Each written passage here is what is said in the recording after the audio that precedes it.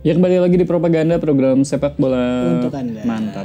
Kak Alika tahu klub Skotlandia namanya Celtic ya? Oke, Celtic ini sebenarnya saya tahu karena pernah ada pemain Jepang kalau nggak salah. Oh iya, Nakamura yang waktu itu saya kena wibu ya. Oh, iya. Nakamura ini ada di cover PES atau apa gitu, Winning Eleven 2000 berapa gitu, dan Nakamura ini adalah pemain Celtic. Pemain Celtic, benar, Jadi yang saya terkenal nggak oleh tahu lah. tendangan bebasnya. Dan sekarang Celtic juga punya pemain Jepang, Kak. Siapa tuh? Lupa.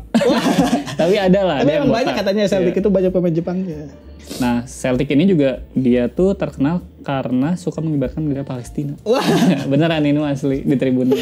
pro Palestina. Pro Palestina. Jadi kan Celtic FC ini pernah mengejutkan kompetisi sepak bola Eropa. Oke. Dan kejadian tersebut terjadi pada musim 1966-1967 ini waktu pembantaian PKI, Wah, di mana The Hoops meraih gelar Piala Champions Eropa.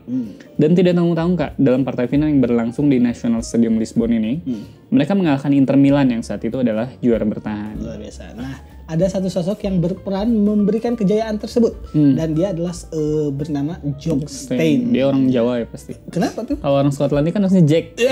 Ini Jock. Aduh, mau ke sana, backing aja apa 2024. Nah, dia merupakan manajer dalam keberhasilan Celtic meraih satu-satunya gelar Eropa hingga saat ini. Ya, benar ya. Nah, layaknya kehidupan warga Skotlandia pada umumnya, Stein memiliki latar belakang sebagai seorang pekerja. Oke. Lebih tepatnya ini ke kehidupan manusia pada umumnya ya, kalau pekerja mah ya. Kalau yang leha-leha bukan manusia dong. Karena di mana ada satu negara di mana masyarakatnya melihara manuk. Pasti pada kerja lah. Nah, dia ini menghabiskan waktu dengan bekerja di industri batubara, mungkin punya Pak Luhut. Dan pabrik pembuatan karpet di kediamannya di Lanarkshire. Oke. Kerasnya kehidupan sebagai seorang buruh membuatnya mencari pelarian. Oke. Dan sepak bola adalah pilihannya. Oh, saya kira judi slot. Biasanya sebagai buruh. Padahal ya kalau mau nyari pelarian mah ikutan maraton. Banyak yang lari. Literally lari sih, bener. Nah, selain menghabiskan waktu sebagai pekerja, namanya juga terdaftar dalam klub lokal Blantyre Victoria waktu itu. 2 tahun. Nah, 2 tahun bersama klub junior tersebut, si Stein ini akhirnya mendapatkan kesempatan bermain untuk tim senior. Ketika dikontrak oleh Albion Rovers. Nah, Stein ini menjadi sosok yang tidak tergantikan pada lini belakang Albion. Ia lalu bergabung dengan tim bernama Llanelli sebelum bergabung dengan Celtic pada tahun 1951. Nah, karena sifatnya yang sangat vokal, ia bahkan diangkat sebagai wakil kapten. Wah, padahal ada tuh teman saya, dia sifatnya sangat vokal, tapi langsung diangkat jadi toa. Bukan vokal ini dong. Nah, meski demikian, karir Stein tidak begitu ciamik selama 6 tahun membela The Boys, karena dia kan dari Tasik ya, bukan dari Ciamik. Bukan dong. Nah, ia hanya sekali meraih gelar Liga dan Piala Skotlandia. Oke. Karir sepak bolanya berakhir setelah menderita cedera ankle parah ketika ia tampil dalam laga persahabatan menghadapi Coleraine pada 1957. Nah, pensiun sebagai pemain, ia kemudian beralih profesi sebagai manajer. Nah, tim cadangan Celtic menjadi awal mula Stein bergerak di balik layar. Di sana ia menemukan nama-nama macam Billy McNeil, Bobby Murdoch, dan John Clark yang nantinya akan menjadi pemain andalanya beberapa tahun kemudian. Jadi di tim B-nya lah. Nah, sayangnya ia hanya bertahan beberapa musim saja di tim cadangan Celtic. Karena Stein ini merupakan penganut Protestan. Merasa dia tidak akan berkembang bersama Celtic yang memiliki kebijakan menggunakan manajer beragama Katolik.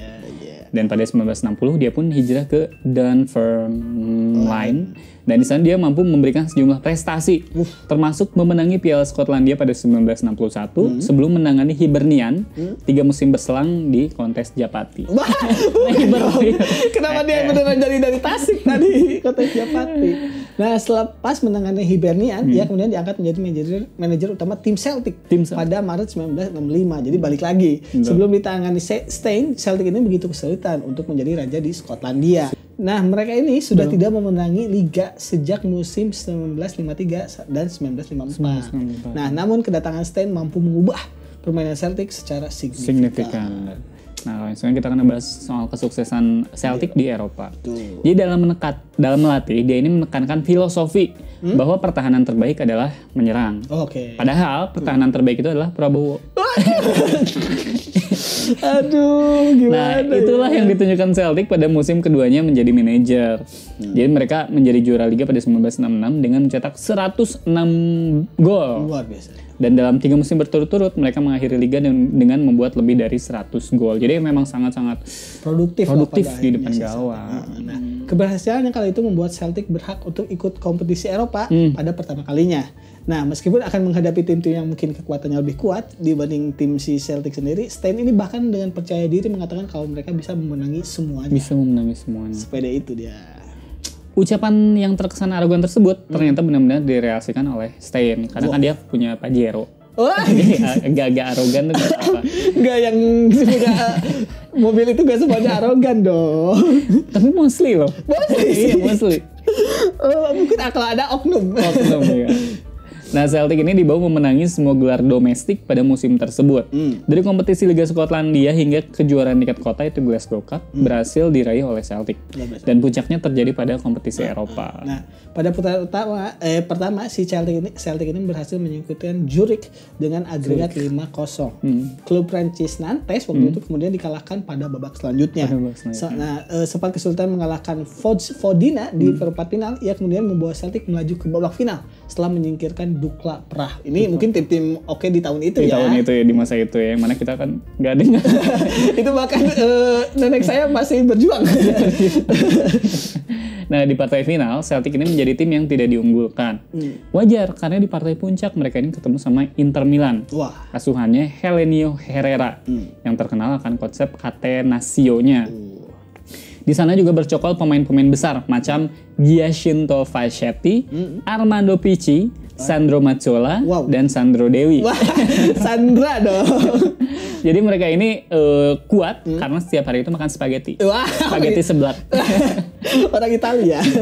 Akan tetapi si Stein ini hanya menekankan untuk terus menyerang lini pertahanan si biru hitam.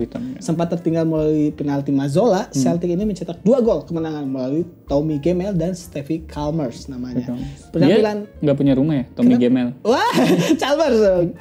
Nah, penampilan atraktif skuad asuhan Stein ini membuat mereka dijuluki oleh sampai sekarang The Lisbon Lions karena saking beraninya mereka mungkin waktu itu menghadapi Inter Milan. Nah, penampilan atraktif skuad Stein mengundang kekaguman dari beberapa pihak, termasuk dari si Helenio Herrera-nya. Herrera ini bilang, "Saya angkat topi untuk Celtic. Asalnya mau angkat guru honorer, tapi biasanya cuma janji doang." Gaduh. Terus Herrera melanjutkan, mereka pantas menang karena performanya sangat menakjubkan. Piala Champions berada di tangan yang tepat.